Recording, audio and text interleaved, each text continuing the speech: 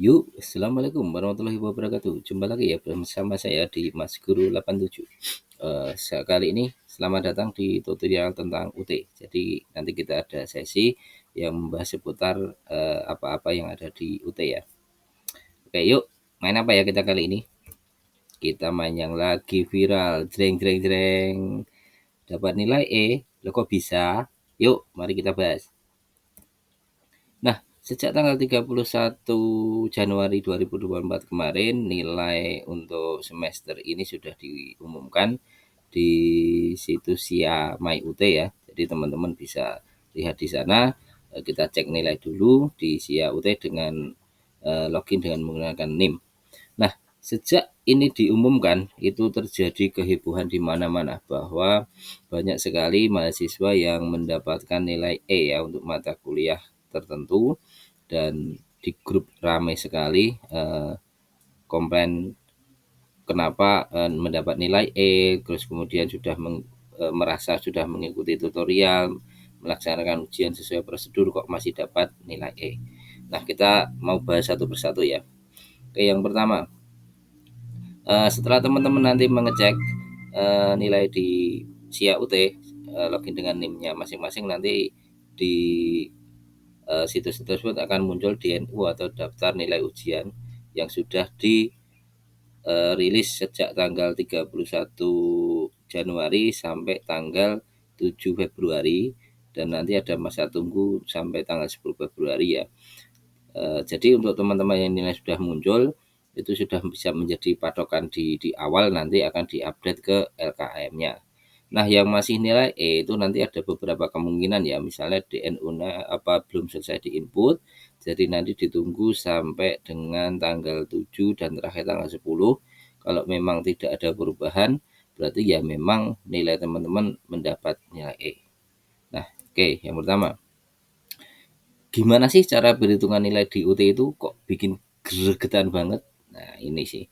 Karena kita juga kuliah di UT itu sudah mengeluarkan tenaga, pikiran, waktu di sela-sela kesibukan kita ya. Terus begitu kita mendapat kenyataan bahwa mendapat nilai E itu kan shock sekali ya. Jadi, oke, pertama kita bahas dulu cara perhitungan nilainya ya. Kita bicara tentang fokus saja di PGSD ya, karena kebetulan saya mahasiswa PGSD SIPAS Semi ya. Nah, nilai akhir itu intinya adalah perpaduan dari nilai tutorial dan juga nilai UAS atau ujian akhir semester.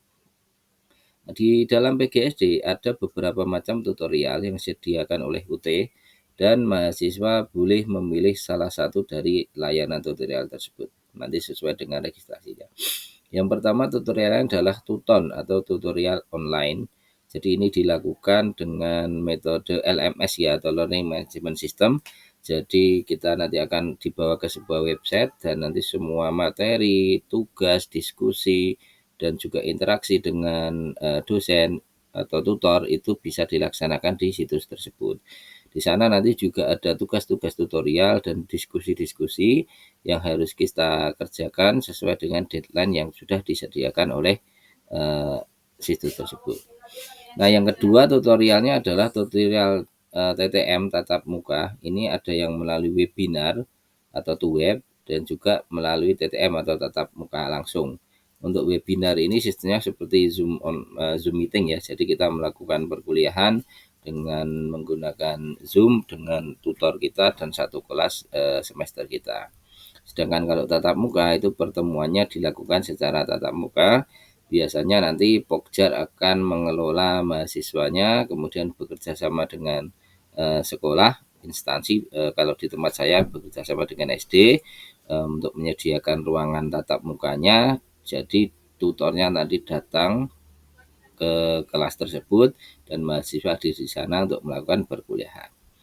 Sedangkan tutorial yang ketiga adalah TMK. TMK ini diberikan kepada mahasiswa yang tidak mengikuti tuton maupun web karena satu dan lain hal, misalnya lupa untuk registrasi tuton dan lain sebagainya, maka diberikan tugas TMK yang terdiri dari 3 tugas. Jadi nanti 3 tugas tersebut harus dikerjakan dan diupload sesuai dengan deadline-nya masing-masing, nanti sudah ada. Baik, kita lanjutkan ya teman-teman. Nah, untuk perbedaannya dari tutorial-tutorial tersebut adalah tentang bobot kontribusi nilainya terhadap nilai akhir. Yang pertama, tutorial online memiliki bobot nilai tutorialnya adalah 30% dan nilai UASnya adalah 70%.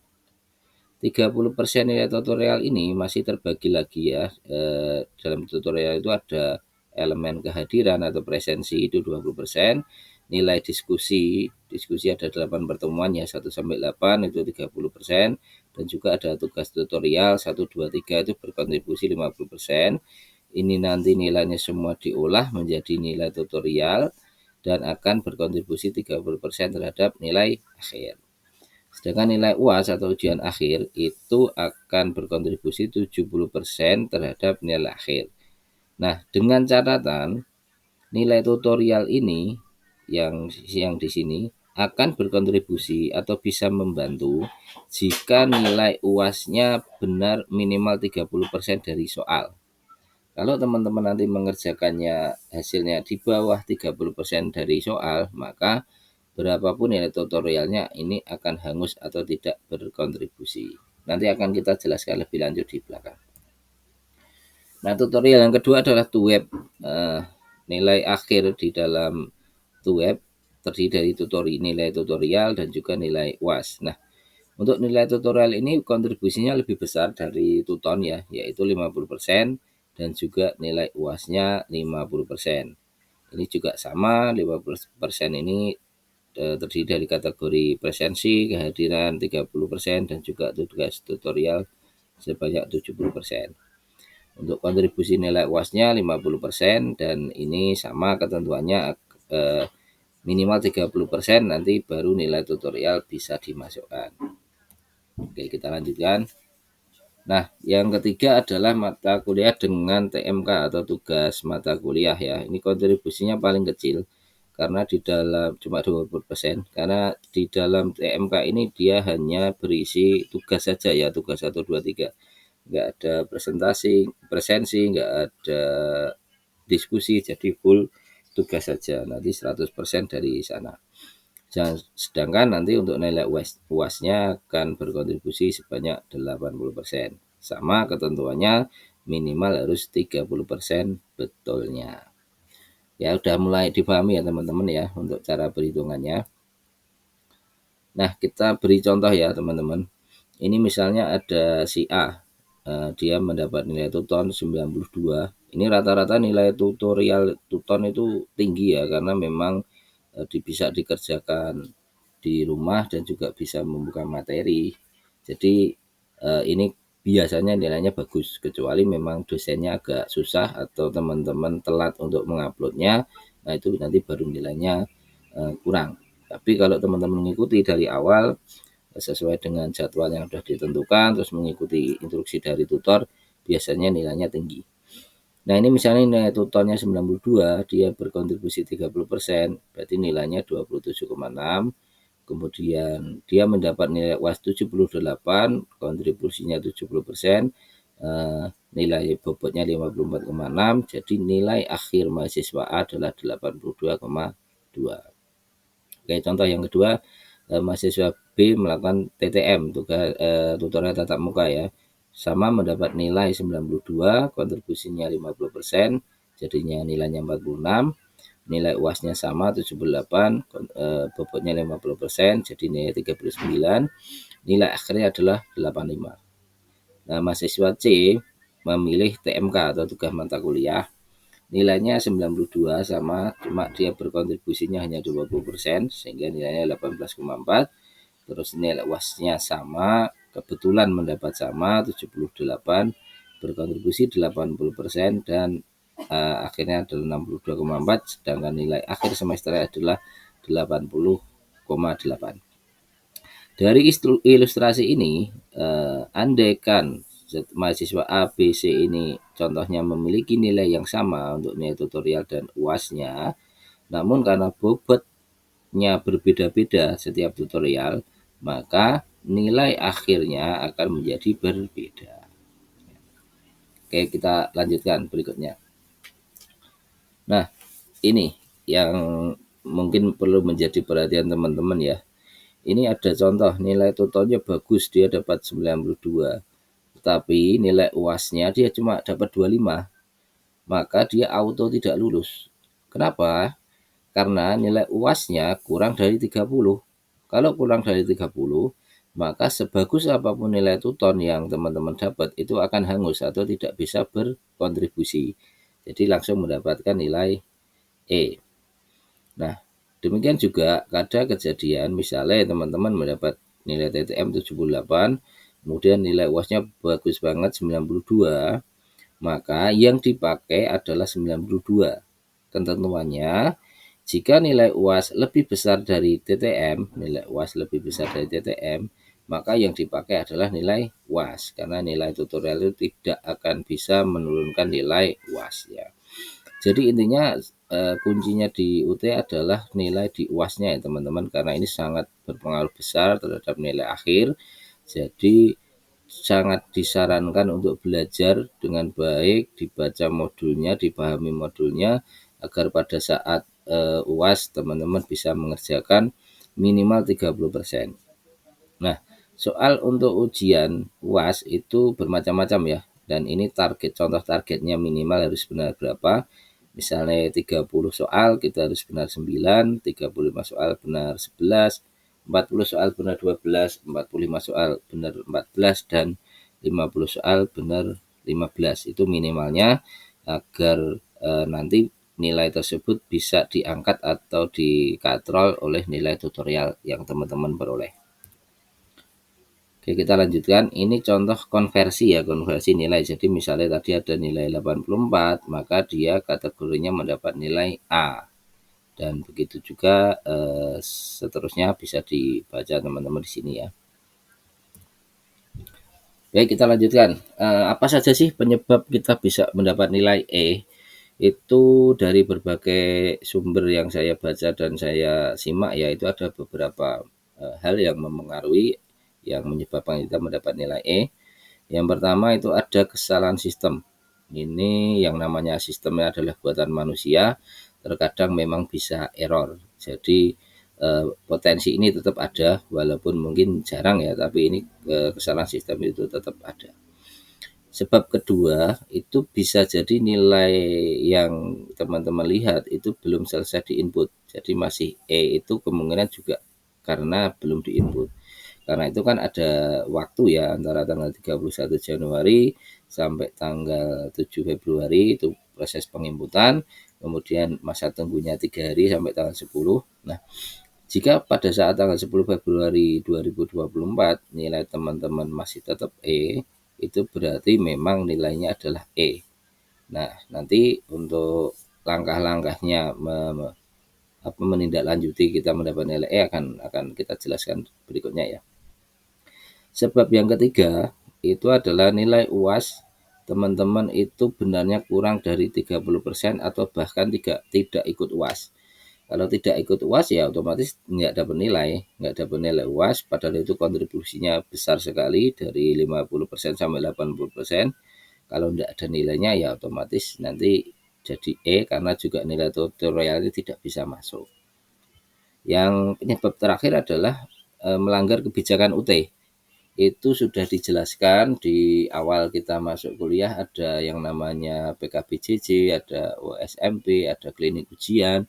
Itu dijelaskan, nanti juga di soalnya juga ada ketentuannya bahwa dilarang menggunakan joki, mencontek, termasuk membawa HP ke dalam ruangan, plagiat, jawaban yang plagiat ini untuk THE ya, untuk take home exam.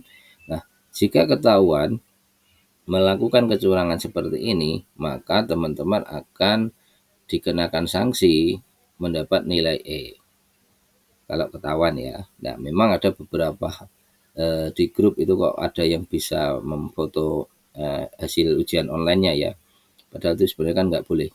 Nah, itu mungkin ya tergantung dengan pengawas masing-masing ya. Tapi karena kita bicara prosedur standarnya, itu tidak boleh membawa HP ke depan, ke meja ujian. Jadi HP itu kita taruh di tas, kemudian kita taruh di depan dekat pengawas. Oke, selanjutnya teman-teman, bagaimana sih kalau kita sudah terlanjur dapat nilai E, itu cara perbaikannya gimana ya? Oke, langkah pertama teman-teman jangan panik dulu, ditunggu dulu sampai tanggal terakhir tanggal 10, apakah ada perubahan apa tidak. Kalau ada perubahan alhamdulillah, berarti memang karena belum di-input. Namun jika ternyata masih tetap kita jangan panik dulu. Kita yang pertama langkahnya bisa menanyakan sebabnya mendapat nilai itu ke UPBJJ atau melalui Halo UT ya. Cuma kalau memang pakai Halo UT itu agak lama prosesnya. Jadi nanti teman-teman bisa bertanya langsung ke UPBJJ-nya penyebab mendapat nilai E. Nanti akan dijelaskan di sana sebabnya apa. Apa karena nilai tutorialnya atau karena nilai UAS-nya atau ada sebab lain. Jadi kita harus tahu dulu permasalahannya di mana. Nah, setelah kita tahu permasalahan kenapa mendapat nilai E, kita bisa melakukan komplain ya, komplain ke UPBJJ ataupun UT Pusat. Nanti prosedurnya ada. Nah, mengenai komplain ini nanti apakah bisa merubah nilai teman-teman? Tentu ini semua tergantung dengan permasalahan yang menjadi penyebabnya karena berbeda-beda kan alasannya. Jika alasannya memang karena tidak mengikuti ujian dapat nilai ya tidak bisa komplain, itu sudah fix seperti itu. Terus selanjutnya langkah yang bisa kita lakukan adalah melakukan ujian online susulan jika memungkinkan. Jadi ada mekanisme ujian susulan nanti bisa menghubungi UPBJJ. Nah, kelebihannya nanti kalau masih dibuka ujian susulan itu adalah teman-teman nilai tutorialnya masih bisa dimasukkan. Jadi nanti tapi tetap nanti untuk ujian ujian susulan juga minimal harus 30% ya. Nanti baru bisa menambah untuk nilai tutorialnya. Kemudian yang terakhir ini jalan terakhir dan ya terpaksa ditempuh adalah mengulang mata kuliah tersebut di semester berikutnya. Ini kalau mengulang konsekuensinya adalah kita bayar registrasi lagi, kemudian mengulang lagi kita mengikuti tutorial dari awal sampai nanti di akhir kita juga mengikuti ujian lagi. Cuma karena memang kadang-kadang ya ini langkah terakhir untuk memperbaiki nilai, maka mau nggak mau ini harus kita tempuh ya teman-teman. Oke, selanjutnya. Nah, ini nih yang bikin gregetan ya teman-teman dari berbagai diskusi di grup WA, di grup Facebook ya. Ini kadang kan gini ya teman-teman, kita itu merasa sudah mengikuti tutorial dengan baik dan juga udah mengerjakan UAS itu dengan baik, namun kok tetap dapat nilai E, itu sebabnya apa, salahnya di mana. Terus wah kalau gitu tutorial itu nggak guna karena kita pada akhirnya juga fokusnya di nilai ujian. Kalau nilai ujiannya jelek, nilai tutorial nggak kepakai kan percuma, kita udah lama mengikuti tutorial nggak berguna kan, banyak yang seperti itu ya. Nah memang ini menurut saya ya, pendapat saya pribadi ya, untuk salah satu kelemahannya adalah kita itu tidak memiliki data pegangan tentang nilai hasil tutorial ataupun nilai ujian ya. Ini yang tutorial tatap muka ya. Kalau Tuton kan dia muncul di e-learning-nya ya, nilainya berapa ini muncul.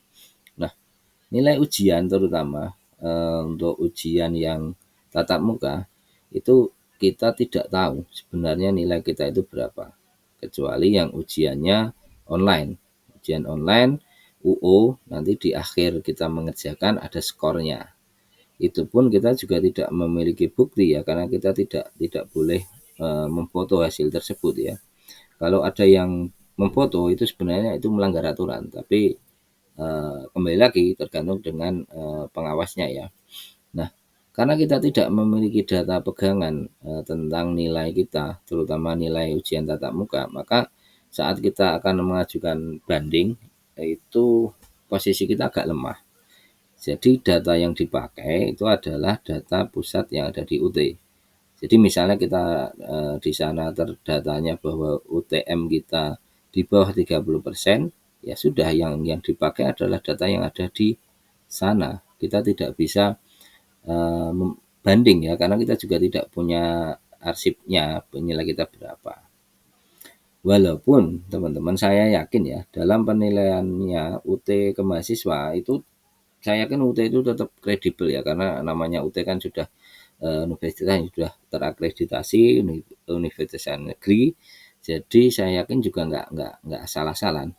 Hanya saja dengan adanya hal seperti ini itu kan membuat posisinya tebak-tebakan. Sebenarnya penyebabnya apa sih kan gitu.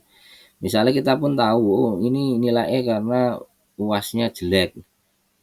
Kita kan juga nggak tahu, nggak karena nggak memiliki data itu gitu loh. Itu yang mungkin membuat ganjalan kita di hati ya, dalam artian kan banyak yang berpendapat wah nilai di UT itu tidak tertebak, yang kadang belajarnya ada asal-asalan atau seadanya malah dapat nilai A, yang belajar sungguh-sungguh ternyata malah dapat nilai yang kurang. Itu banyak sekali cerita seperti itu.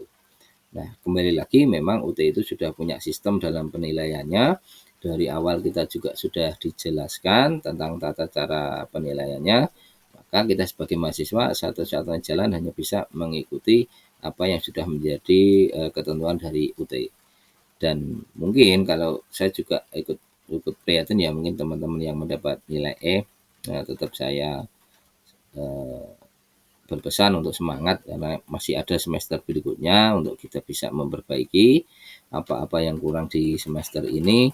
Nanti semoga di semester berikutnya bisa lebih baik lagi ya, karena kita sudah terlanjur terjun untuk berkuliah di UT, mau nggak mau kita harus selesai lah. Kita perjuangannya jangan sampai berhenti sampai di sini saja.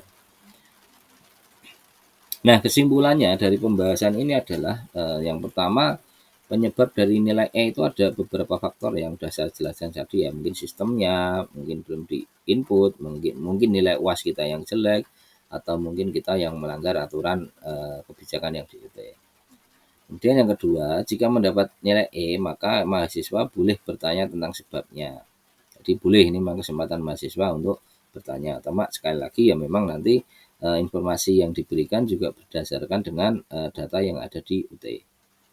Selanjutnya jika ingin komplain, maka monggo silakan disampaikan sesuai prosedur yang UT miliki. Jadi memang UT juga membuka layanan atau prosedur kita untuk melakukan keluhan, nanti akan ditanggapi oleh manajemen di UT. Dan ketiga, ini pendapat saya ya, bahwa tidak ada kesengajaan untuk dari UT untuk memberi nilai yang asal-asalan kepada mahasiswa. Jadi memang nilai E itu pasti ada sebabnya. Cuma yang kemarin menjadi dilema atau permasalahan adalah mahasiswa tidak tahu sebabnya dan UT tidak menjelaskan, kan begitu kan permasalahannya. Jadi jalan satu-satunya ya nanti mahasiswa bertanya, lu kenapa saya dapat nilai E? Nah, nanti baru ada penjelasan dari UT sebabnya ini. Gitu ya teman-teman. Oke teman-teman, terima kasih sudah mengikuti ngobrol-ngobrol kita kali ini. Semoga apa yang saya sampaikan itu bermanfaat buat teman-teman yang belum paham. Dan jika sudah paham, mohon maaf, bukan bermaksud untuk menggurui, kita hanya sharing-sharing. Semoga prestasi atau apa yang sudah kita sampai di semester ini bisa lebih baik lagi di semester berikutnya.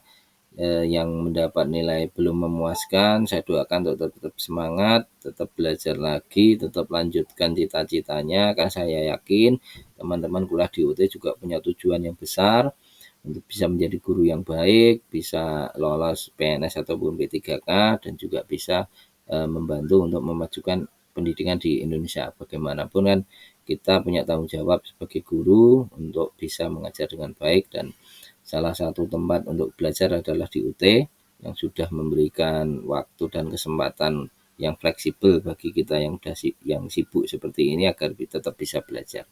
Semangat teman-temanku, perjuangan masih panjang.